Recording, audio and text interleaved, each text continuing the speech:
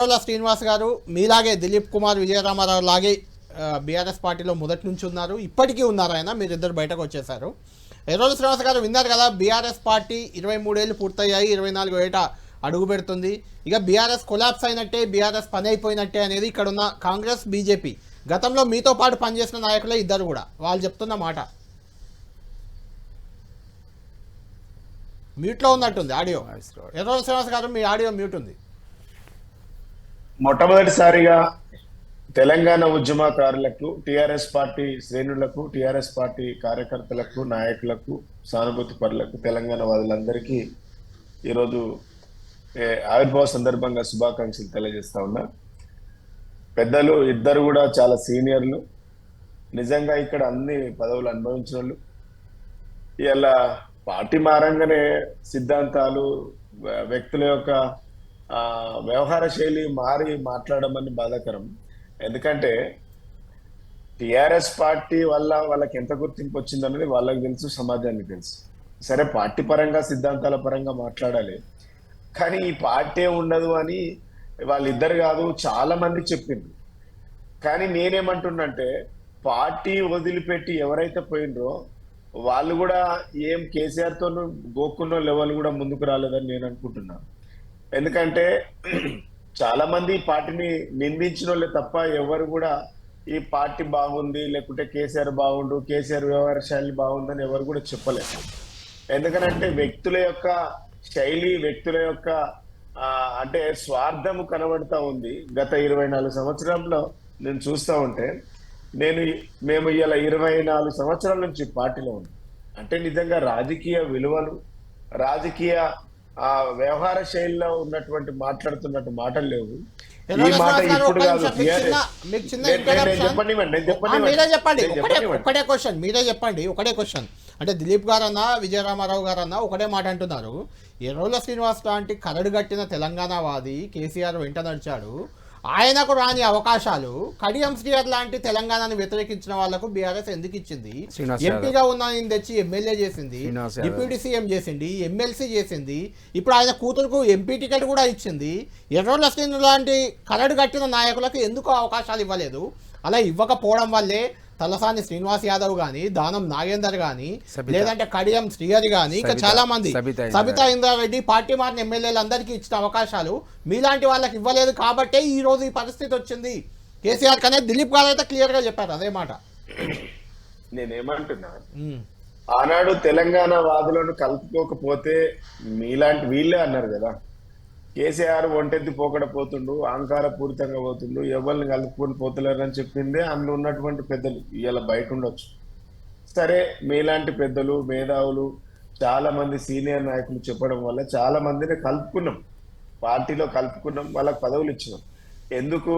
కేవలం తెలంగాణ రాష్ట్రం రావాలే, కలుపుకోవాలన్నటువంటి ఉద్దేశంతో చాలా మందిని కూడా కలిపినాం, వాస్తవమే. కానీ ఇలా వ్యక్తుల యొక్క వ్యక్తిత్వము, వ్యక్తుల యొక్క స్వార్థపూరితమైనటువంటి మనస్తత్వాలు ఎక్కడ కనబడ్డాయి అంటే, ఇలా పదవులు అనుభవించిన తర్వాత, పవర్ పోయిన తర్వాత, అధికారం పోయిన తర్వాత వ్యక్తులు ఎలాంటి వాళ్ళనేది మాకు కూడా తెలుసు. నిజంగానే కొన్ని విషయాలలో నిజంగానే వినండి. అయితే ఇలా అధికారం కోసం అవకాశవాదులు వచ్చిందని మాకు కూడా తెలిసింది. మేమే ఇప్పుడేమో వాళ్ళ మెచ్చుకోవట్లేదు. నిజంగా మా వల్ల కొంత తప్పు జరిగిన మాట వాస్తవం. ఇలా దొంగెవరు, దొరెవరు, తెలంగాణ వాదులు ఎవరు, మన పక్కన నిలబడేటోళ్ళు ఎవరు, అధికారం కోసం అవకాశవాదులు ఎవరు ఉన్నారో తెలుస్తా ఉంది. ఇట్లాంటి విషయంలో మనకి ఎప్పుడు అర్థమైంది? మనకెప్పుడైనా ఆపత్కాలం సంభవించినప్పుడు, ఆపద వచ్చినప్పుడు ఇలా మనకు తెలుస్తుంది. ఇలా అధికారం పోగానే పోయిందంటే డెఫినెట్ గా వీళ్ళు రాజకీయ అవకాశవాదులు, రాజకీయ వ్యభిచారులు కూడా అంటండి. ఇట్లాంటి వాళ్ళ వల్ల నిజంగా మాలాంటి వాళ్ళకి కాదు, తెలంగాణ వాళ్ళకు చాలా మందికి నిజంగా అన్యాయం జరిగిందని చెప్పాలి, చెప్పక తప్పదు. కానీ ఇలా పార్టీ లేకుండా పోతుందని చెప్పడం తప్పు. డెఫినెట్ గా మళ్ళీ చెప్తున్నాం, పెద్దలు విజయరామారావు గారికి, మా దిలీప్ అన్నకు, పార్టీ ఏడికి పోదు, వ్యక్తులు మాత్రమే పోతారు, అవకాశవాదులు పోతారు, ఆశావాదులు పోతారు, రాజకీయ సన్యాసులు పోతారు, రాజకీయ వ్యభిచారులు పోతారు, మరి పార్టీ ఏడికి పోతుంది. మళ్ళీ తిరిగి పుంజుకుంటాం. ఇలా టిఆర్ఎస్ పార్టీ ఎన్నిసార్లు కింద పడ్డది, ఎన్నిసార్లు పైకి లేచింది అనేది చాలా సందర్భాలలో మన దిలీప్ అన్న లాంటి వాళ్ళు, విజయరామారావు లాంటి వాళ్ళకు అనుభవం లేదా? ఇలా 2004లో అదే రాజశేఖర రెడ్డి ఉన్నప్పుడు మీరు విజయరామారావు గారు అసెంబ్లీ ఉన్నప్పుడు మిమ్మల్ని అందరినీ కూడా టిఆర్ఎస్ పార్టీ నుంచి కాంగ్రెస్ పార్టీలకు రండి మిమ్మల్ని అందరినీ కూడా ఆహ్వానం పలకలేదా? అయినా మీరు ఎంత కమిట్మెంట్ ఉన్నారు? అయినా టిఆర్ఎస్ పార్టీ ఎక్కడ కూడా కేసీఆర్ గారు ఎక్కడ కూడా ఇంత కూడా ఆయన తెలంగాణ ఉద్యమము పార్టీ పోతుందని ఎక్కడ కూడా తను అది కాలేకపోయాడు, డిమోరల్ కాలేకపోయాడు. మళ్ళీ తెలంగాణ రాష్ట్రం తెచ్చే విధంగా అన్ని కలుపుకొని డెఫినెట్ గా ముందుకెళ్ళాడు. ఎవరు ఎన్ని మాటలు చెప్పినా, మళ్ళీ చెప్తున్నా కళ్యాణ్ గారు, ఎవరు ఎన్ని మాటలు చెప్పినా టిఆర్ఎస్ పార్టీని ఎవరు పడగొట్టలేరు. టిఆర్ఎస్ కాదండి, మీరు కూడా టిఆర్ఎస్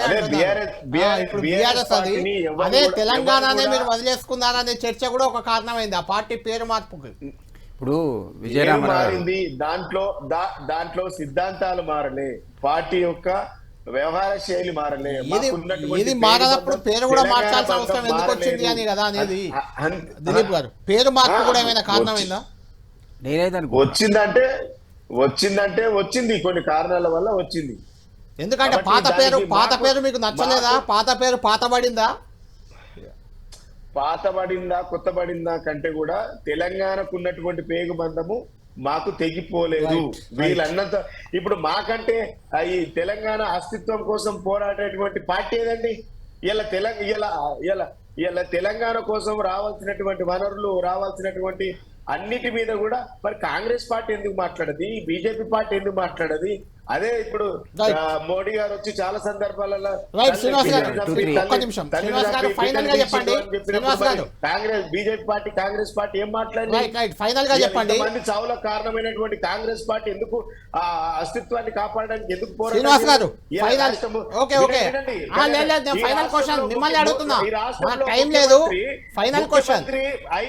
4 నెలలైంది, ఒక్క రోజు కూడా జై తెలంగాణ అంటలేడు.